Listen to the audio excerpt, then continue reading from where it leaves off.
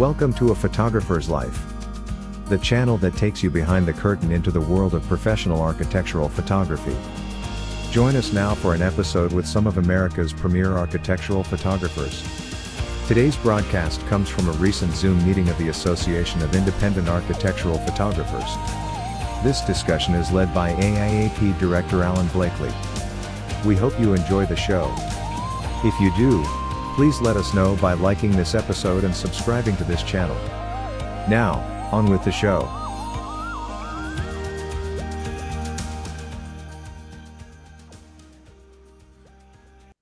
I'd like to welcome everyone to the September AIAP Zoom meeting. Today we're going to talk about the anatomy of a photo shoot. We kind of want to talk about what happens from the front end to the back end of a successful photo shoot and the things that go into making it successful. This is a question that I've had from a few of the younger shooters who joined AIAP. They've had questions about what do I do on the front end and when I make first contact and getting a contract and putting together an invoice and then also the logistics of a photo shoot. So if we can kind of talk through that today, I think it would be helpful to a lot of the members, most of whom chose not to be with us today, but are hoping that we have some insights that they can pick up on once this recording gets posted. So welcome to everyone. I appreciate everybody joining us today. And I know that you've all got other things you could be doing. So thanks for being here. And let's kick this off. Just as far as when you get that first phone call, what are some of the questions that you ask of someone when they call and ask for or tell you that they have a project that they want? I know there was a photographer that I assisted early on in my career, and I'll tell you that what he used to ask was, "What's your budget?" And I don't think that's the right answer. So maybe we could start off with maybe a more intelligent question or questions that we should ask people when they give us a call. Anybody want to kick us off here? Yeah, Norman. Yeah, I just did one yesterday.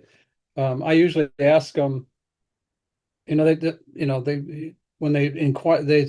they're inquiring, they usually tell you what they want shot, like what type of space it is. It was a commercial venue. So my question is, how many final shots are you looking for? And the timeline. Those are the two most important things to me because we stay pretty busy, and if I can't do it, I like referring it to somebody else. And if they're looking for a price, if they tell me, I'm looking for 10 final shots, and the other thing to know, like if it's a venue, this one, it was it had a restaurant and a bar. And, are we shooting, is it an architectural shoot or is it a lifestyle shoot? Is it a commercial shoot using talent? Because that's a different shoot to me. I have to have different people. I have to have, I bring different equipment. So I need those things so I can give somebody a quote, but pretty simple, straightforward. And I always ask what your bid budget is. That's not a bad question though, because think about it. When you say, everybody always gives you the same answer. I don't know. But if you say, well, if I told you that the photo shoot was going to cost you $3,000, what would you say? Is that too much? Or if I told you the photo shoot's $10,000, everybody has a budget and everybody has an idea what they want to spend. And the idea, and the other thing that a lot of people do, they'll just respond by email or text. Pick up the phone and call them. That leaves a really big impression on them. You're developing a relationship, and I do that same thing. When I ask what your budget is, the last thing I asked, do you have a budget? And I don't know what but I ask them that. If I say it was 3,000, is that too little? Is that too much? Is that right? You can feel them out and find out where they're at, but everybody has a budget. The thing I do is I ask them to describe to me what the photo shoot is. Can you describe to me what the scope of your project is? And then I'll make some notes. And like you say, it's always better in a phone call.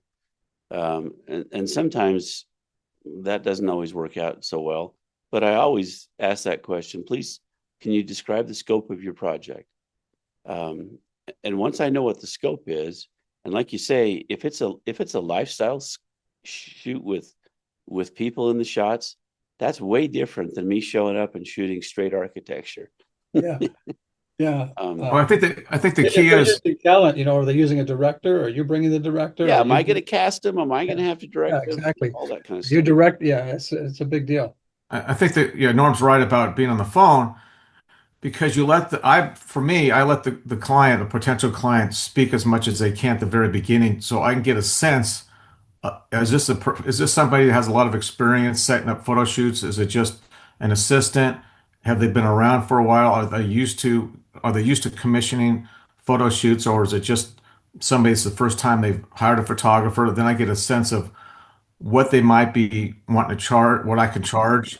Obviously I look at their website to see the degree of quality that they've hired in the past. So I think the key is definitely being on the phone with them, but getting more information from them, but just expressing what they're looking for in the project.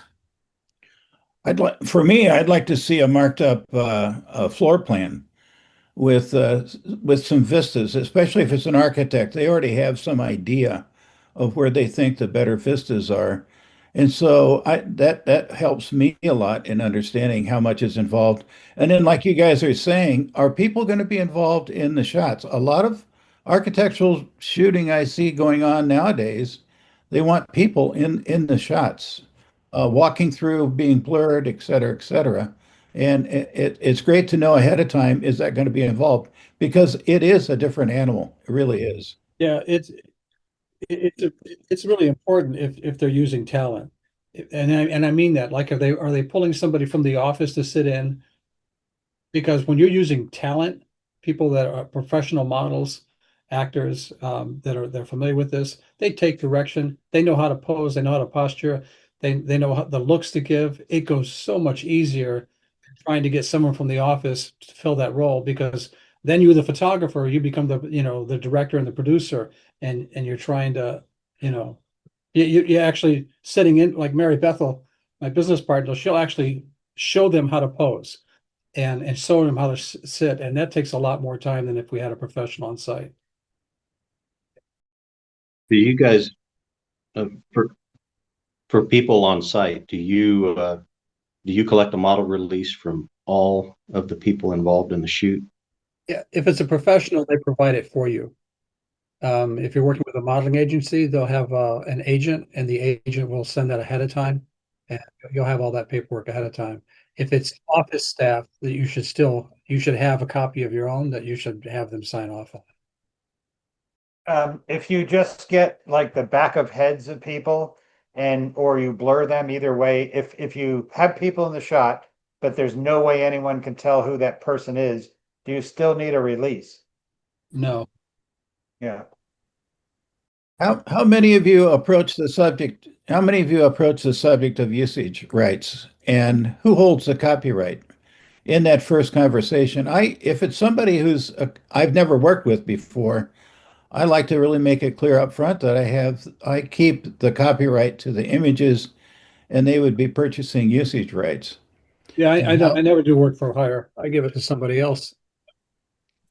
Yeah, I think that's well, a conversation you need to have up front is what you got to have it up front. Exactly. You can't just blow by it and not mention it, because it could really come back to bite you later. in my experience has been, even if you do have it up front, it comes back to bite you. So, Yeah, that's true. I don't know how many times you have to explain it, but more than once, that's for sure. yeah, I think that's when you talk about price, there's so many factors that go into it, and licensing is obviously one of them. And there's a lot of variables in licensing that we can talk about, and everybody does it differently. But that's certainly one of the things that we need to talk about. And I've had people, within the last week, where I said, this price I'm giving you is for a single party license. Hmm. It's non-transferable. Click. That was the Yeah. end Oh, of the really? conversation. Yeah, I put that in my quote: single party, multi-party. Yeah. I actually put that in there. Yeah, Yeah, and I get that idea from you, Alan. It was really good. I think that and I've had to amend, and this is kind of a sideline. I don't want to get too far down this tangent, but I've had to amend my licensing again, because I've had another little wrinkle in some casework that has been going on, and so I could paste that into the chat window here if anybody's interested in what that says now. But I found that I need to put that on the estimate and on the invoice and on the image transmittal. When I send them images, whether it's through Dropbox or WeTransfer or whatever, and on the statement, so that there's no chance that they're going to say, well, we didn't know about the licensing on this, because the casework that I've had over the last couple of years, I had to be so careful and make sure that things were really buttoned up as far as the licensing information. The way that I broach that, Alan, is I say one of the questions that I ask up front is, who else might be interested in using these images? If we can package a co-licensing deal, I might be able to save you a lot of money. So I frame it as a benefit to them, and sometimes that's really successful.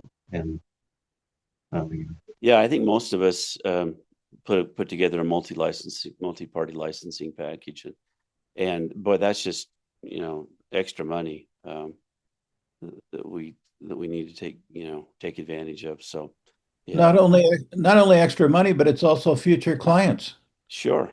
Because they have work that they might do with other people, and you just build your base that way. And let me just mention, as we all know, we're frustrated with a lot of photographers at the lower level that give images away. They just say, "Oh yeah, you can do whatever you want," and so it's an educational process, and I think it's our duty to educate our clients and educate other young photographers that we come across to mention the usage is not just passed, that's just not given away. Multi-party usage is very important in the longevity and the sustainability of our industry. Absolutely. Plain and simple. Yeah, good point, David. Thank you. I was going to say, another question that I ask up front is concerning people, is not just who might want to use these images, but who else might need to be in the images. Do you have so sometimes I'll set up a 4-light studio on site, and between my sunrise and sunset shots, I'll find a window of opportunity in there, and I can photograph the architect that's involved in the project and the owner, maybe job superintendent, and all of a sudden, now you've pulled people into your shoot, and everybody wants their photo in their building. And I found that to be really helpful, not just from selling more images, but if this thing goes to publication, those headshots can end up being invaluable. Yeah, that's a good idea. I mean, I tried, like if someone wants a headshot during an architectural shoot, I really try not to do that. I'm there to shoot architectural. That's where my headspace is at. And I don't, and to be distracted by setting up studio lights and finding a spot and blah, blah, blah. I'd rather just do that another time. Like I try and schedule that separately, because that's a separate shoot to me. I even price that differently than I do my architecture. Oh yeah, it's an ad for sure. And Oh yeah, it's an ad, but it's I've been known to bring one of my my headshot specialists with me. Oh, you got a team. Yeah. Well, I have friends that I have friends. I can pretend are on my It team. sounds like he's from the mob. I got friends. So, Yeah. Norman, to piggyback on that, I had a shoot up in Seattle a couple of weeks ago, and the client was an architect, and I've been shooting for him about 20 years, and he wanted photos, individual photos of his staff, and then a group shot and then he says, well, then we'll just go to the main shoot, which we're doing, architectural shoot, and I had to really get my mind around it because it is tough. You drive up there, you do the shoot of the individuals, which is totally different, obviously lighting and so on, and then you take a little break to go to your next location. So mentally, you really got to get psyched up for switching from one to another. So I agree, to stay in that zone that we are and not jumping back and forth. But whatever it takes. Yeah, I did a commercial shoot in Chicago where some tech company, and the first thing I did to get out of the way, and we did it in the warehouse. We set up a backdrop and we shot them in the warehouse, and then we found a spot on site in the offices, which much more pleasant than a warehouse. And and then we did the architectural shoot, and the benefit of that, it was a small shoot. I mean, they were looking at like, 8, 9 shots, so it wasn't a big deal. But some places, when you're working with a builder and it's an expansive place, a residence, for instance, and they're looking to get 30 to 50 images, that's a couple days work, and I don't have time for that. One thing that I have done with those, that this is the one case where I do tend to give away an image, is that I arrive on site and I tell my architect I'm going to do this ahead of time. When I arrive on site, I ask the owner and maybe their job representative, hey, where's the best place to set up a 4-light studio? The architect has asked me to provide a headshot for you free of charge as a thank you for accommodating us today. I don't do headshots, but one of the things I do is whoever is the representative of my client, I always take some fun shots of them while I'm going around. Like if I'm going through an office and I'm getting all parts of this big headquarters office, the marketing coordinator or whoever it is that is showing me around, I always make sure I get a picture of them in their little area of work, and then I give that to them for free as a thank you, and they always love it. It's a public relations thing. You guys are a bad influence. I don't give anything. I don't Yeah, do well, that. Well, I'm in this people system. are nicer than others. Well, I don't wanted to give ask anything. Kevin. I wanted to ask Kevin, what town are you in, or what How city are big you it in in? here? I mean, I'm in Abilene, Texas, Central Time Zone. So here's why I do that. It's 100% for my benefit. That owner is all of a sudden the most cooperative person you can imagine. They're pulling their staff in, they're bending over backwards, they're cleaning up and staging stuff for you, because the first thing you did when you walked on site is explain to them how you're there to be a benefit to them. And all of a sudden it's like, I can't tell you what it does. It's kind of fun to watch. I smile sometimes at the reaction that I get from that. Let's talk bad about site influence. prep. Alan. Yeah, let's move on to site prep and getting ready for the photo shoot and things like that. I did a shoot this week where I showed up, and this shoot has been postponed for 5 months now, and I showed up and the place was still not ready. But it was do or die, and I shot it anyway. But what do you do to make sure that the site is ready for you, and are there things that you can do to ensure that it is ready?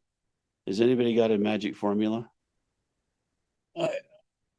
I always request that someone either, that there's a representative from the company I'm working for be on site, or that they've gone there the day before to make sure the shoot's ready. Because that happens to me a lot, Alan, where it's a nightmare, and you're right, it's do or die. You got to do it, but I hate that. Sometimes you have to shoot on a certain day because, like for instance, I did a airplane hangar, and the next day the military was taking over, and no one was ever going to be allowed in there again to take a shot. So it didn't matter, how ready it was. But my agreement always calls for 24 hours before the shoot, you confirm for me that the site is as good enough that you will accept the pictures I take. I don't word it quite like that, but because they might rather have that shot that where the site isn't perfectly ready than never get a shot, because they know that's the best they can do.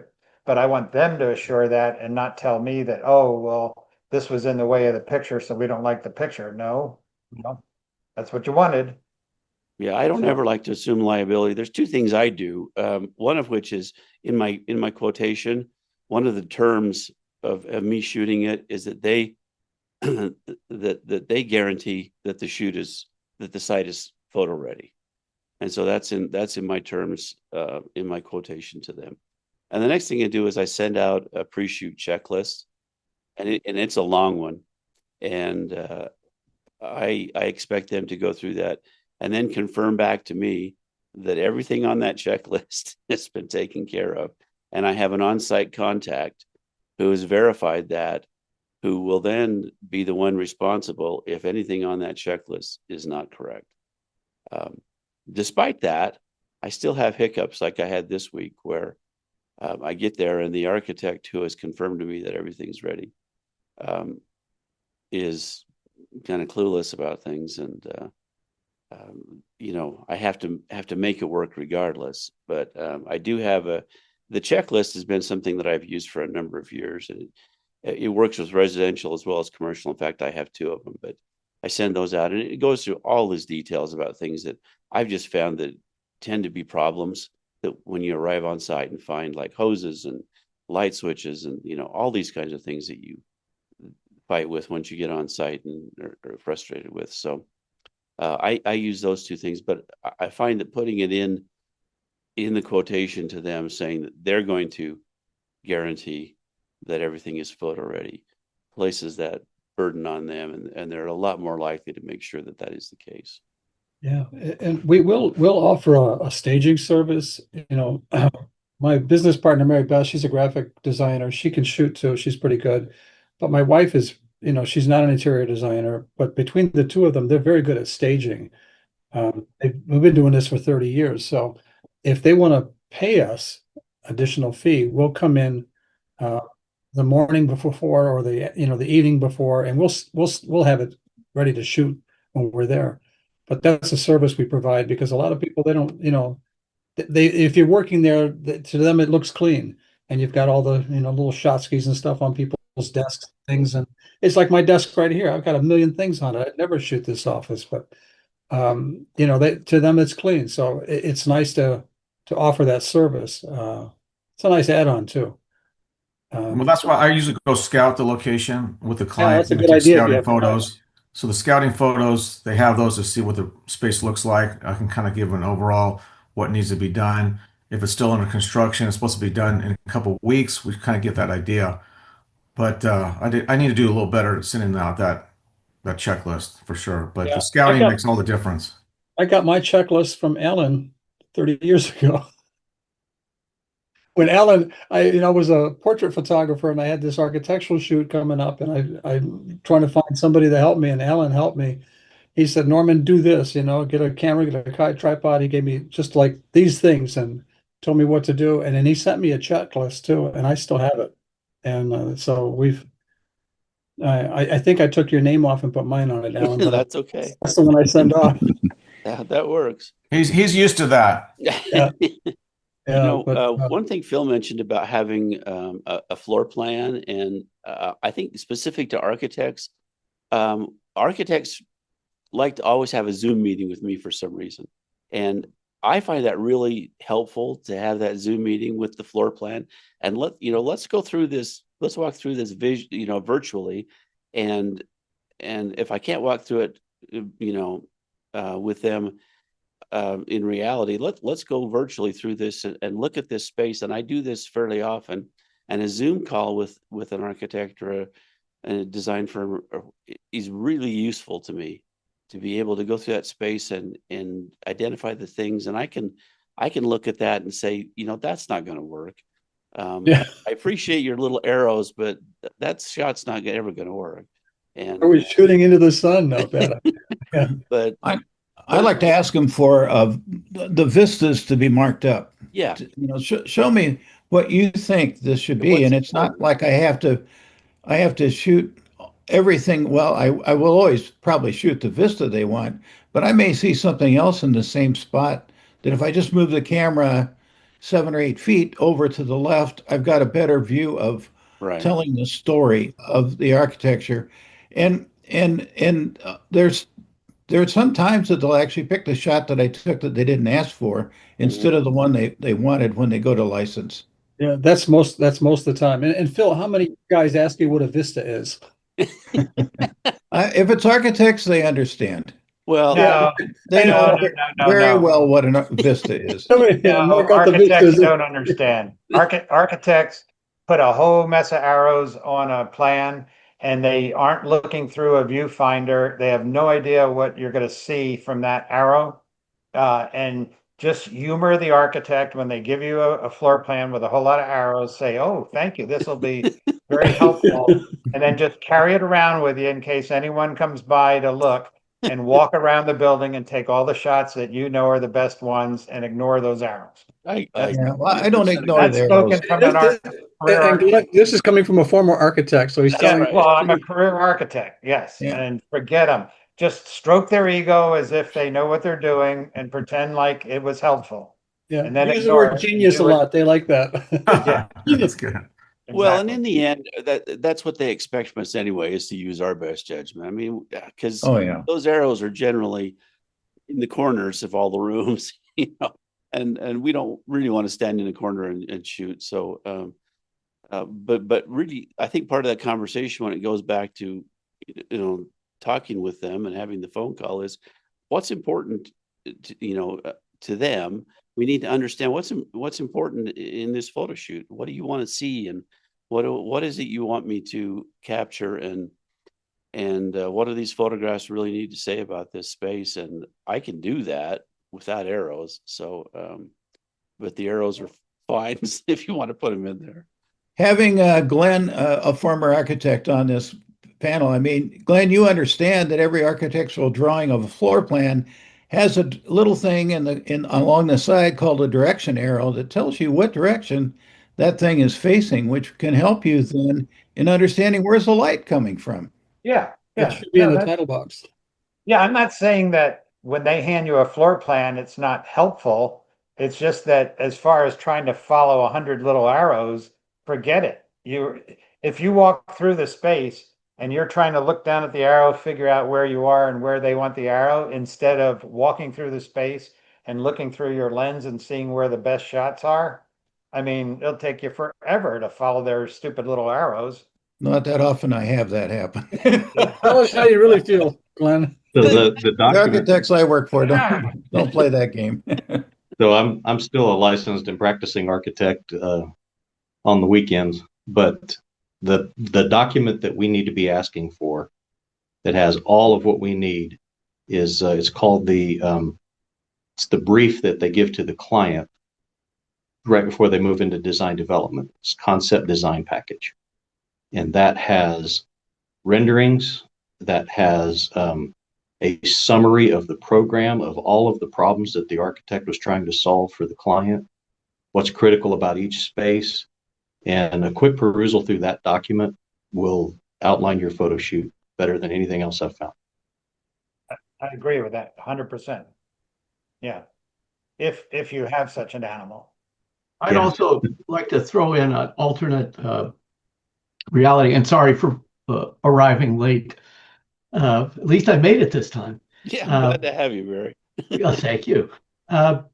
When I first got started, after a long career in construction and design, I was shooting the interior of a living room with the architect next to me, and I had the perfect angle. And he said, no, no, over here. And it was literally just moving a few feet and turning maybe 10 degrees. And we got into an argument about it because I was too stupid to know this was not worth arguing about. And I said, well, we'll do it both ways, which of course is the reasonable compromise. And once I got home, I realized he was correct. And he was correct because he'd been thinking about this room for 3 years. He knew how it should look, and that was a big lesson to me, which is at the least, take it both ways. And I always shoot more than I'm contracted for anyway. I don't think I'm alone in that, and let the architects choose what they want, which is also buy-in for them. So I get almost no pushback ever on delivering photos, except for maybe color or something like that. And one of the things that I do too is I try to understand from a design standpoint what was important and what was a big deal to the architect, so that I don't miss anything, because there are some things that maybe they did design wise that may not be apparent to me as a photographer, but that are a really big deal to them as an architect, or an interior designer or whatever. But on the flip side of that, there's also some situations where I've done photographs and an architect will say, well, I've never looked at it like that. That's really interesting. I never thought of looking at that from that perspective. And That's as good as it gets. Yeah. I think that's what sets the architectural photographer apart from, the weekend warriors, their composition skills. Anybody can learn camera and lighting skills, but the composing, if that comes naturally to you, I mean, you'll always be successful because composition skills are very hard to teach. Yeah, I absolutely agree, and I think that that's what sets a good architecture apart from any other commercial photographer is that ability to interpret those spaces. Because anybody can just sit a camera down, somewhere and in a corner or whatever, and shoot the space, but And they interpreting that often space, do. and then mostly that's what happens. Absolutely, My but client this week had pictures taken of his building straight on every elevation. mm, And different people told him that they were horrible pictures and he needed better ones. So he called me up. I had done jobs for him before, and he wanted to walk around with me to see what I did, that why it would be better. mm. And I just started taking all these perspectives, and it's like, oh, well, how come you're going from way over here in this corner instead of straight on? Well, just wait and see what the pictures look like. And he was all, I mean, it was a simple matter of going from flat, boring elevations to little perspectives and really big perspectives. And he loved it. And, they're using those photos, and I got an A+. There you go. So, Yeah, a lot of I have several architectural clients. They'll come out on the site and um, and they'll shoot right next to me, and and they go, oh, it's just for personal. Oh, it's just for they're yeah, trying right. they're trying to see if they can eventually eliminate you. Exactly. But, when they're using a portrait lens, and you have to explain to them what a tilt shift lens is, and and why you're using lights and why you're doing this and that. It makes you smile because the investment they get from using a quality photographer. I mean, I don't know anybody. I don't have any clients that regret it, and they'll often sing your praises to other people as well. So, um, you know, it's it's the young guys that are really, no offense there, Matt. You look younger than anybody here. That are killing us, but yeah. Well, that brings up kind of an interesting point here that I've got. I just want to go back to my outline here about kind of this anatomy of a photo shoot from start to finish. But one of the things that I have as one of the terms on my quotations with people is that there's no other photographers on site. No other photographers, no other videographers on site. And that's a hard and fast rule. And, I will die on that hill. I like that, Alan. That's good. No other.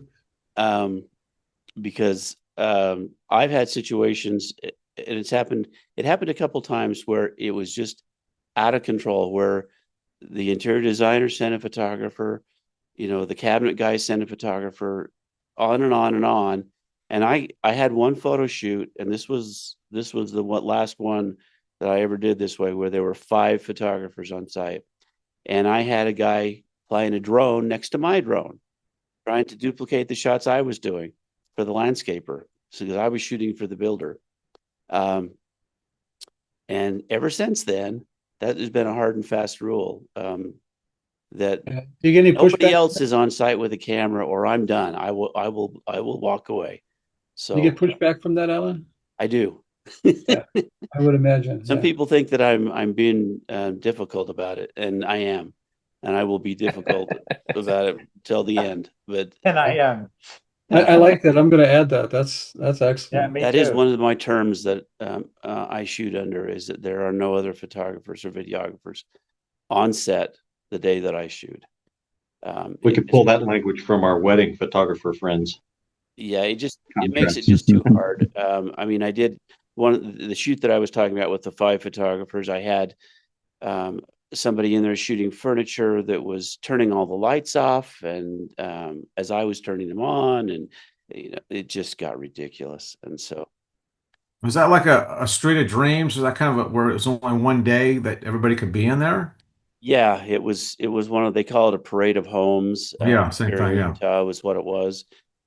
So they've got 12 or 15 houses that are available for the public to preview, and everybody wants pictures that's involved, and they can't decide on just having one photographer do it because I'm too expensive.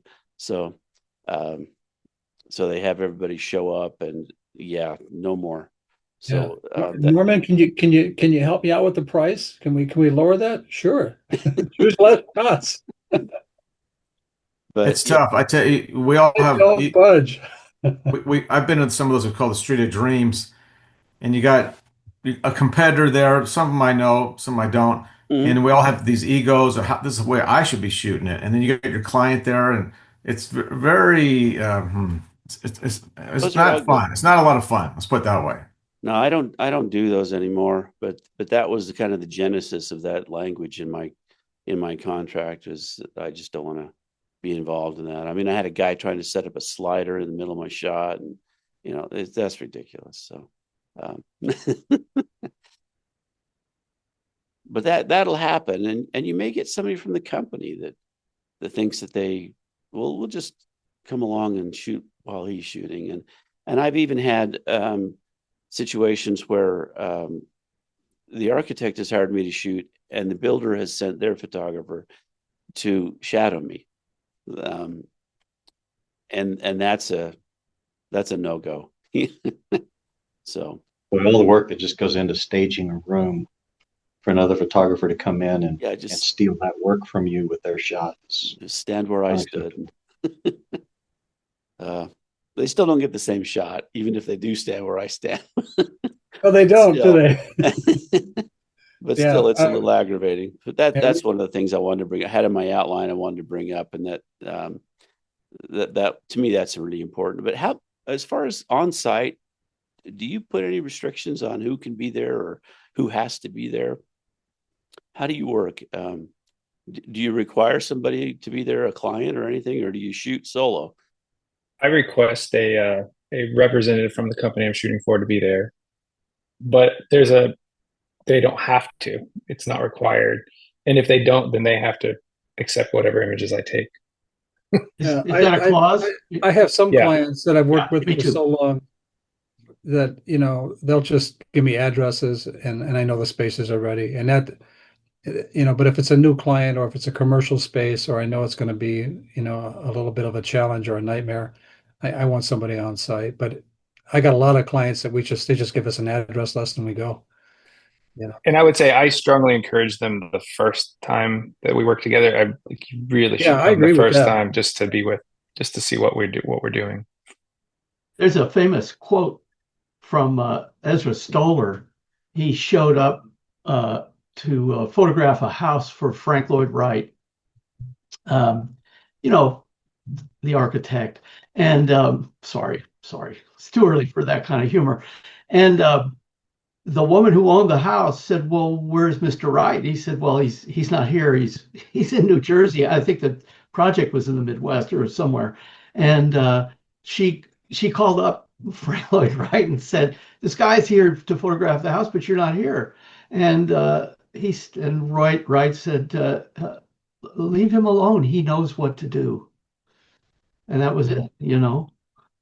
That doesn't really apply to any of us here, but it's an amusing story. It was told. That story was told to me, I think, by Ezra Stoller's daughter, who's has Esto, which is the agency that he started. So anyway, I think a lot of us are in this situation though, where our clients don't expect to have to be on site and handhold after the first or second time. So I prefer, after an introduction to the whoever is on site that owns the building or whatever, after my client has introduced me to them, I would just as soon my client go away and not see them through the whole shoot.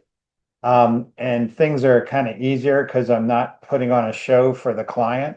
I literally, if I have a client with me through the whole shoot, I'll do things like maybe I don't necessarily have to lay in the tub to get the right shot. But if the client's there, I might lay in the tub to get the right shot.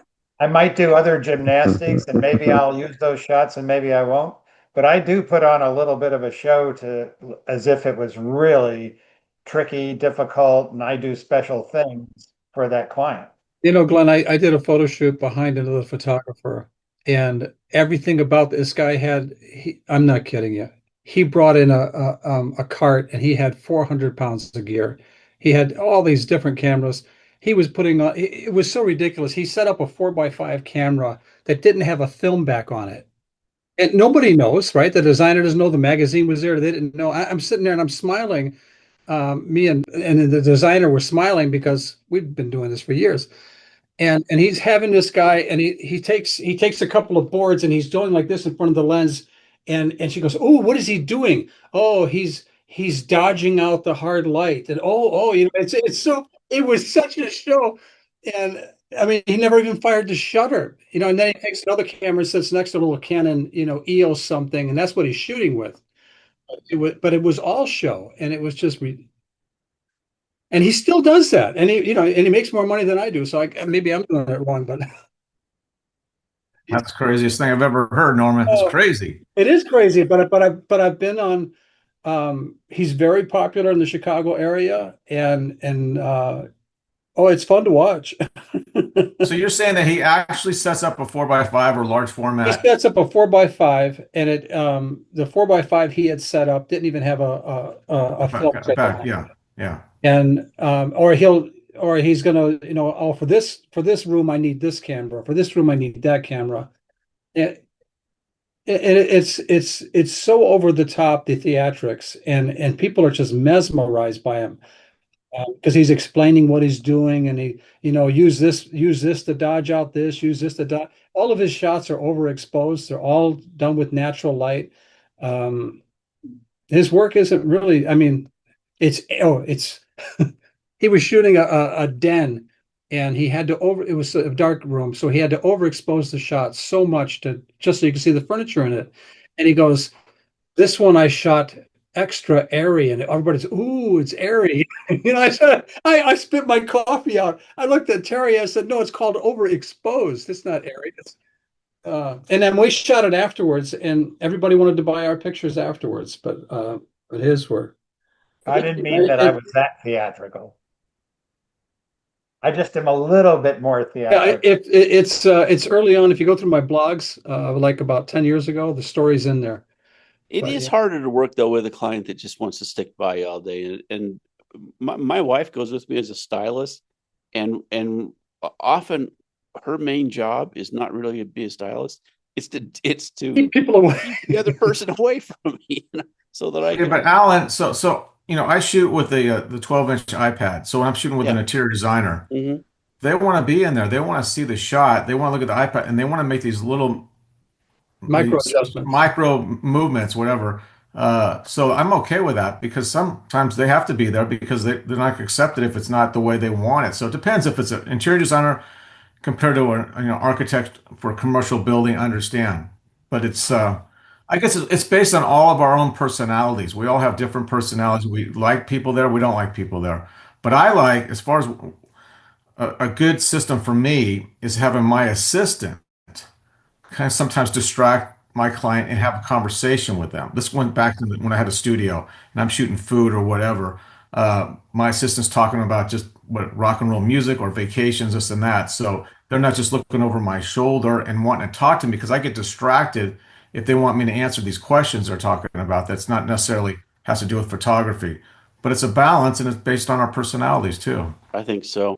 Yeah, I think so. I mean, early on, I used to use the iPad and the Cam Ranger. I don't do that anymore. I don't offer that to people anymore. They just It have really to shows trust that me. it slows things up. Yeah, they have to trust Ridiculous. me. And in fact, there's a fairly high profile interior designer I shoot for, and he will stop by once or twice during the day, during a shoot, and that's about the extent of it. And it just trusts me to do the shoot. So I mean, my Cam Ranger's sitting on the shelf now. So, but it is a Yeah, good I tool. still bring it. Yeah, I still bring it. How many let the I can't stand when a designer or architect or a builder, you're working and they're taking iPhone shots for their Instagram. I make them delete every one. I hate that. You know, I just absolutely hate that. But Norman, if they mention you and they've got a good photo of you in the shot for Instagram, it's good publicity, That right? happens, yeah. I don't need any more work. I got plenty. I don't need that. I hate Okay, that. everybody, I want you to write that down, the date and the time. Okay, for Norman's Norman, he just doesn't need any being more extra work. grumpy this morning. I always stay busy. I'm not, we always stay pretty consistent, but I can't stand that. You get this unflattering shot, you get this or that. I just don't like it. You So know, you don't have a better side than another side for you as far as a photo? No. I'm a photographer. I don't like my picture taken. What photographer likes their picture taken? I know one, you know. I recently did a condo, a 5,000 square foot condo for a couple that I know pretty well. In fact, I did the architecture on it 2 years earlier, and then now I'm doing the photography on it. And anyway, they talked to me about good old times the whole time. I was there 3 hours. They were talking to me the whole time. I get back, I find out that my tripod's left in a shot, in the hallway that I didn't get removed, and I would have lights on and they would turn them off, and I didn't realize they turned them off when I went around the corner. And anyway, my shots were pretty darn bad compared to usual because um, I allowed them to socialize with me the whole time and They just get distracted. Yeah, you made a distracted rule for totally. myself that no matter how much I know the client, I'm going to have to tell them, while I'm working like this, I got to focus to get you a good job. Mm-hmm. It's a balance. Totally, it's a balance. I have another alternate. Sorry, I'm sounding argumentative today, but people, the clients with their phones. Uh, I have a client and the marketing person always runs around. She's very easy to deal with, but she's always running around with her phone, either standing next to me or over somewhere else. Sometimes I have to call her over to see, is this what you said you wanted? But one of the things she does is she kind of scouts shots for me on the spot. And this is a landscape architect, so we're dealing with pretty large spaces. And I've made shots for her that nobody had ever discussed my doing before that turned out great and ended up being the choices that her bosses wanted. So I'm less fussy about the iPhone thing. It is irritating, but I like to be left alone if at all possible. But if somebody with some authority is there helping scout and improve the delivery that I'm going to give the client, I have no problem with that at all. So that's, yeah. It's so much easier now that our hair is gray to intimidate the young people. You just look at them and give them a look like, so they leave you alone pretty easy. I really, I'm curious how many of you do shoot tethered from time to time. I do if I've got an art director on site because I want them to see larger images, but I don't do it as a general practice. Yeah, I'll do it if there's an art director or it's rare that I do it, but I do bring it all the time. Especially if I'm doing something, if I'm doing headshots or something like that, that's when I use it, because people want to feel confident, unless you have a confidence monitor that they can see the shot that you're framing up. It's really handy if you're doing work on site. But with architectural, it's rare that I use it for that. My method is it depends on how much money there is in the job. If it's a job that is really going to slow me down, I'll just crank away without it. But if there's money and time, I actually find it saves my butt. It keeps me from having to spend more time in Photoshop or Lightroom later fixing something that I could have got right. I mean, in fact, once I had an assistant, I was shooting a park, and we were kind of under the gun and kind of behind schedule because the architect had not shown up with the staff that was supposed to be in the photos on time. And so I took the shot and I was getting ready to move the camera. She said, you have all these light poles are all lined up, so you can't differentiate them. And it's like a big, bar in the middle of the photo. And I went, oh my God, I would never have caught that. I wasn't even looking at the iPad, but she was, and she caught it. And, it was such an easy fix. Took a few seconds to move the camera over to the left 10 feet, and boom, I had a decent photo. So So I really like having it if there's time for it. One of the things that I am probably going to move to is, rather than having the iPad and the Cam Ranger, which is also what I use, is just getting a monitor, a 5 or 7 inch monitor that video people use all the time, put it right on top of the camera. So I have a decent screen to really look at. Yeah, I still use the viewfinder. You know, I never look at the monitor frame of Oh a my shot. God. No, I never. It's always the viewfinder, but even with the viewfinder, you can still miss things. Yeah, that's true. Isn't there a problem though when you're showing your raw or high resolution picture to someone that, I mean, it looks like crap until you process it. No, it's Um, it. Cam Ranger, you set it up so that you send you have your camera uh, set for both RAW and JPEG. Yeah, And you Cam send a Ranger low res image. Yeah, what's that? you send a low res image.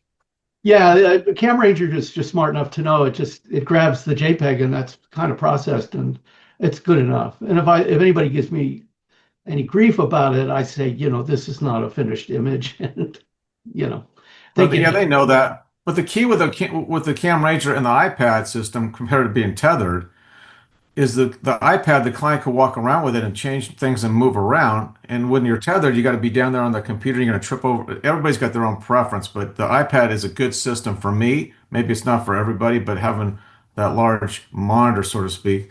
But I have Barry seen those monitors connected to the actual camera. But depends if you're shooting solo, if you got your client there. It depends Oh, what you're using too. If you're using like phase one software, I mean, you want a laptop for that because you're controlling the camera, more than you can with Cam Ranger. You're Mhm. controlling the camera, the aperture, everything. yeah, you could. You do that in Yeah, Cam but Ranger, yeah. Yeah, not you to could the do extent you can bracketing. You with could phase do all. one software. Yeah. Yeah, Well, like yeah, David was saying, it is nice to walk through the shoot um, with your yeah. with your iPad and fix little things. And so that was one thing that was useful to me when I was using the Cam Ranger a lot. But I don't do as many of those kinds of shoots anymore. So let's move on to processing before we kind of try to wrap this up here. Everybody doing their own processing, or is anybody sending out for processing? I do my own. It's too personal. Yeah. I think that's a I really tough send thing to out send out, but some do. I send out all of my shots. Yeah, I don't. It's too personal. I'm really fussy. David, So who do you send it to? Okay, so Somebody let me just give you reliable? a little 1 minute review real quick. So I went to school, Brooks Institute, to spend all the time in the dark room, processing, printing, and so on. But when I started using, or had the Photoshop came out in 2004 or five for my work, I said these guys know what they're doing. I'm going to let them do it, and I don't want to shoot all day and then process at night. So we all have different priorities and lifestyles that we all have. So there's a lot of downsides to having somebody else do your work, and one is you have to pay them, you have to give them notes, but it frees me up to do more photography, frees me up to be with family. Some of my retouchers last maybe 4 or 5 years and then they get burned out, right? The one gentleman I have now, he's out of Amsterdam. I rarely, but sometimes I use this one company out of Ohio that subcontracts us to India, but that's not for processing. That's for taking out a lot of Photoshop work with the backgrounds and so on. But I am not the norm. I'm the exception as far as sending out my Photoshop work because there's no way that I could shoot at a scale that I shoot or a volume, so to speak, and then do it at night. Because I tell people I want to have a life. I don't want to just be shooting and processing. So, but I'm not Could the you say norm. more about that having a life thing and not working at night? This is Well, I'd like okay, to this is the phrase I use with some of my peers, and I was talking to Matt about this the other day because Matt's out in Salem, I'm in Portland. I said, if you want to have a life and have a wife, you can't shoot all day and then process at night. That's what I'm saying, yeah, right? but What do you say, Alan? what you do, David, Well, is I don't you process don't at shoot night every either day. generally, but I Say again, Al. What say, Norma? Say that again. I said just don't shoot every day. I mean, schedule it. exactly, Like yeah, if I shoot a project, then I'll have a couple of days to process, and I shoot another project. Like I like shooting 3 days a week. Mhm, that's the Sometimes we have to most I shoot ever 4 or 5 shoot would be days a week, three. but mhm, three is real comfortable for me. I'd usually two mhm. and hopefully one. But Well, and this is why originally why I hired it out is because I felt like the Photoshop um, technicians or digital techs really knew Photoshop inside and out. Okay. Now you might say, well, we could all learn it, but for me, I felt like these guys were the experts. They could really do it. But again, I send it out. They send me back the first edits. I send back a notes on what to do differently, and that takes time to do that. But it works for me. But it does cost a little bit more. But I'm making more money taking photos than I am in Photoshop work. yeah, I totally agree with that. And I use the same place in Ohio, I think, that you're talking about for taking out objects and for what custom retouch. And I would never attempt all that kind of stuff on my own. I've got a pretty streamlined process as far as my processing goes. But if there's any kind of custom retouch, I don't burn up a day doing something that I could send to somebody else and do. So Yeah, I'm the other way. I do it all myself. It's too personal. Mary Beth, my business partner, her and I, we've got a system, and yeah, it works for us. It's slower than probably anything you guys do, but our clients love it. I like it, and it just works. So Yeah, but Norm, don't you just give your client like usually like a dozen pictures or something like that? no, I have some clients that we shoot. In fact, I just did a builder. We shot a house, and in the contract, he wanted a minimum of 50 images. So you know, it's a lot of work, but they pay well. I mean, we're not cheap, so we get paid for it. But it's just too personal for me to send it to somebody else. I can't see somebody. I would look at it and find a million things that they didn't do. So I have control issues, and this helps satisfy my control issues. I mean, because, there you go, Billy. Why is that hard to believe? no, I think yeah. Well, the deal is to figure out ways to do it quickly, and that's why I think 80% of everything I do or more is in Lightroom, and Lightroom gets better and easier and faster all the time. So I'm Lightroom's actually for babies. What's that? Lightroom's for babies. no, Well, dude, we'll have to sit down one day and try to. I know. That's the You know best what? You know what tool it I is? use. I can't get around in Lightroom. It frustrates me. I use Photoshop. Lightroom is the best tool I have. Oh my there you God. go. Oh my God. Yeah, it's super fast, and you're working on raw images, which means Yeah. you're by default getting fewer artifacts. But we're not here to be gearheads, or are we? Um, uh, but yeah, I like doing it. And then I sent it to Photoshop. But I will say, every now and then I'll run into something where I had to show. Very dominant in the photo was a giant window with about 12 or 18 lights in it, and they wanted something else behind it, and I couldn't fathom the marching ants for that, and so that one I hired somebody else to replace the background of that photo. Let's switch gears here real quick and just kind of towards wrapping this up and talk about the end of the photo shoot as far as getting paid, which is what it's all about in the end anyway for me. And invoicing and making sure that you get paid. Is there anybody that's got a secret for this? Because I'll tell you what I do, and that's I make everything. If it's somebody I haven't worked with before, they make the payment when they download the images. And so that's the way they get the images, is they have to actually make that payment. If it's somebody I have worked before, my terms are that it's due on receipt. I don't spend, I don't, do net 30 or whatever I used to do when I was a commercial photographer, which ended up being, net 120. I expect to be paid right away, either immediately or within 30 days on things like that. Anybody else got any secrets as far as getting paid on your work? Well, does anybody else do deposits? I mean, I always do a 50% deposit based on the estimate, so that helps. Yeah, that deposit is nice.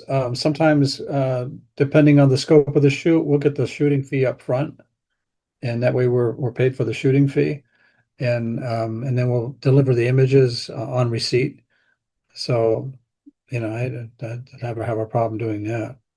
I know a lot of photographers and my competitors, they net 30 everything. And that makes it difficult when I'm bidding against somebody. They go, oh, the terms, because sometimes the terms are a big deal. They want that 30 days to pay. And if I know them and they're a good client, I'll do that.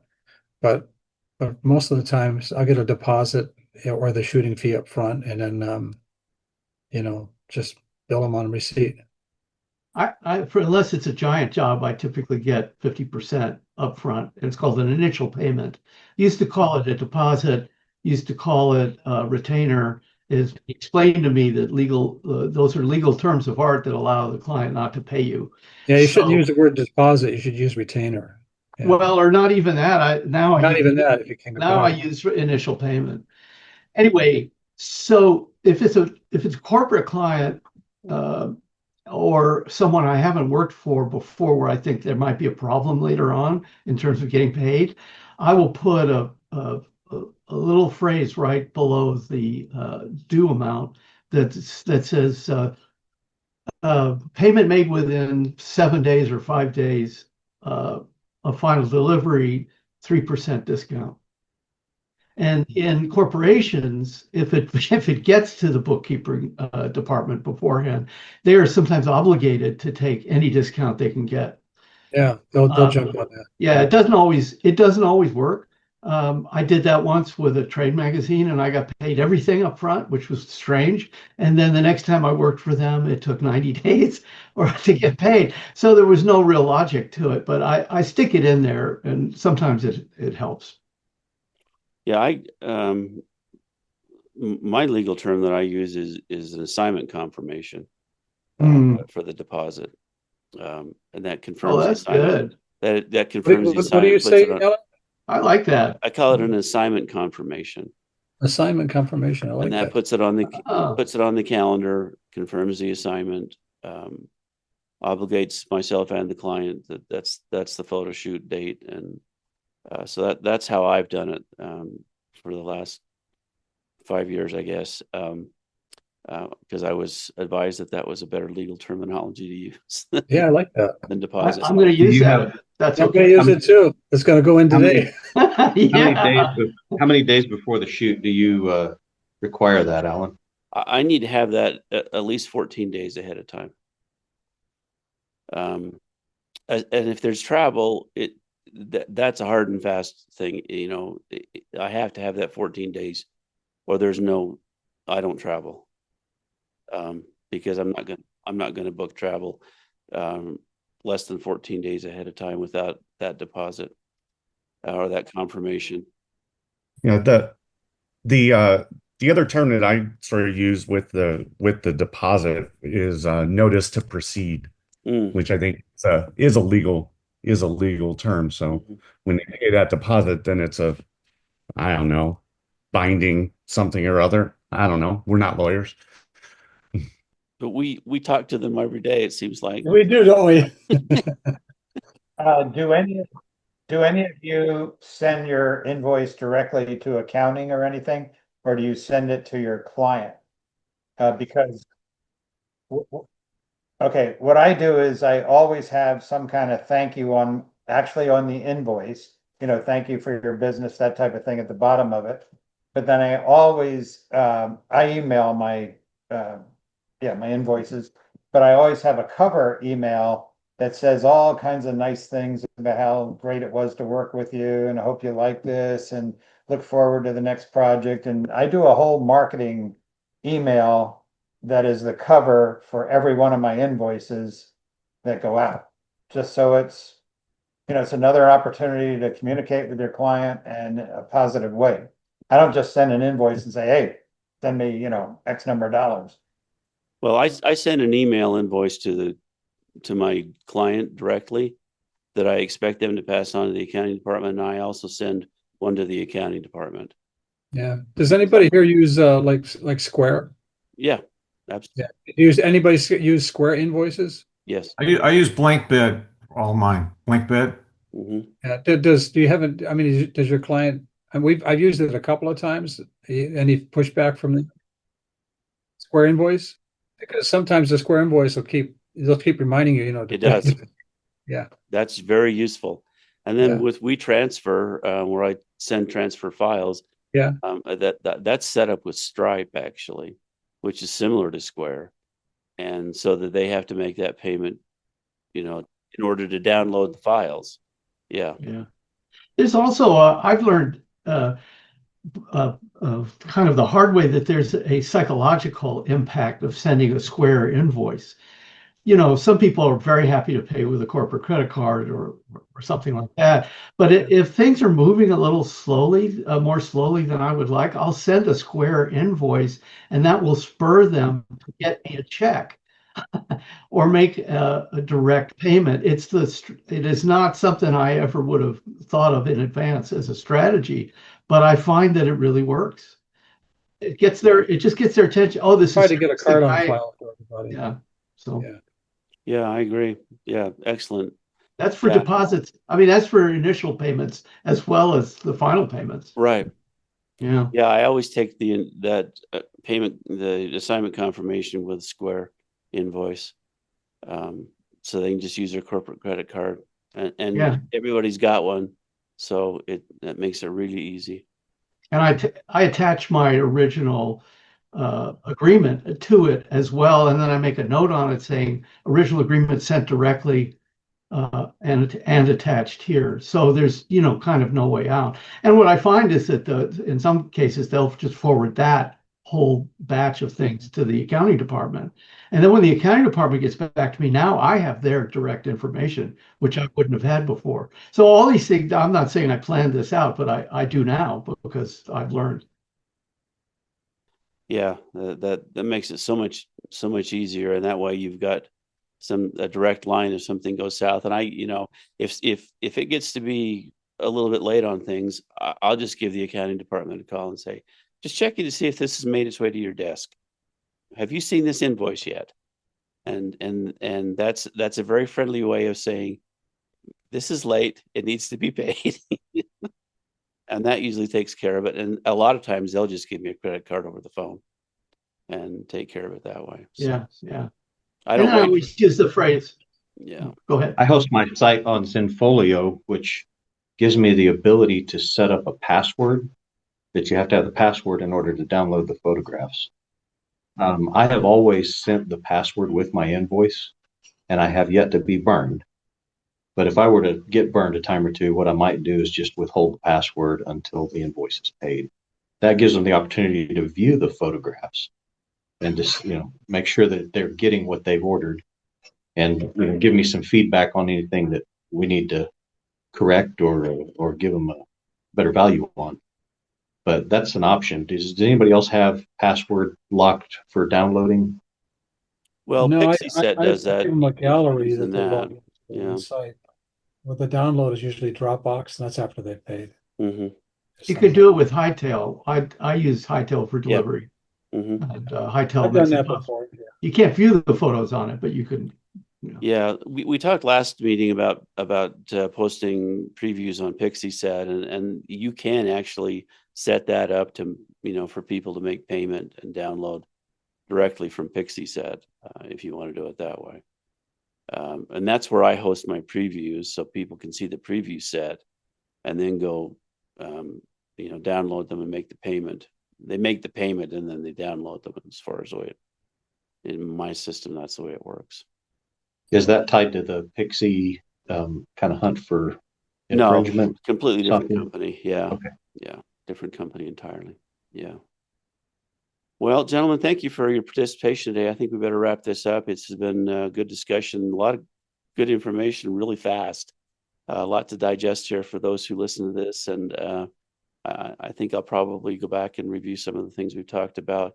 I will be sending out that checklist if you're interested in it. I'm going to send that out generally to the membership. You can use it as a template if you want to. And hopefully that might be useful to you. I put the licensing information that I use in the chat window on this broadcast. If you want to copy that, that's there. If you want to have it separately, let me know. And we'll hope to see you next time. If you got any great ideas for a discussion next month, something really pressing that we'd like to talk about, please let me know. Otherwise, we'll come up with something from suggestions via email from the members who choose not to join us here every month. So we'll see what happens. You love that? Yeah. Oh, I suggest something, then they're not there for it. Yeah. Exactly. That's what happens. I think I did that one. Yeah. Again, thanks to everyone for joining. Hope you have All right. a great time, and we'll stick around for another few minutes here to chat if you'd like to on the backside. Thanks. Always educational, always get a lot of good notes from each meeting. And you should just take a picture and send them out. Yeah. Take care.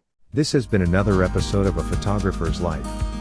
If you've enjoyed this program, please let us know by liking this episode and subscribing to this channel. A Photographer's Life is brought to you by the Association of Independent Architectural Photographers. This episode is copyrighted and may not be used in full or in part without the written permission of the AIAP. Please join us again soon for another inside look at the world of professional architectural photography.